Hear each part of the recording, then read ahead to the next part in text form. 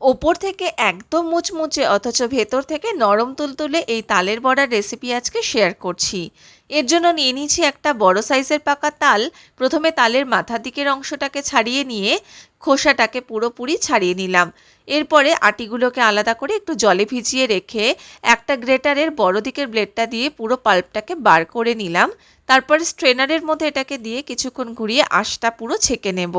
বাকি পাল্পের মধ্যে 3/4 কাপ পরিমাণ ময়দা, সমপরিমাণে দেব সুজি আর চালের গুঁড়ো। বেশ কিছুটা পরিমাণে নারকেল কোড়াও আমি এর মধ্যে দিয়েছি। ভালো করে মেখে নিয়ে এবার এটাকে আধ ঘন্টা মতো রেস্ট হতে দেব। আধ ঘন্টা পর এর থেকে ছোট্ট ছোট্ট বড়ার আকারে তুলে নিয়ে একদম ডুবো তেলের মধ্যে ফ্রাই করলেই তৈরি হয়ে যাবে উপর থেকে ক্রিস্পি আর ভেতর থেকে নরম তুলতুলে এই তালের বড়া। রেসিপিটা কেমন লাগলো জানাবেন আর আমার চ্যানেলটাকে সাবস্ক্রাইব করে পাশে থাকতে ভুলবেন না। টাটা।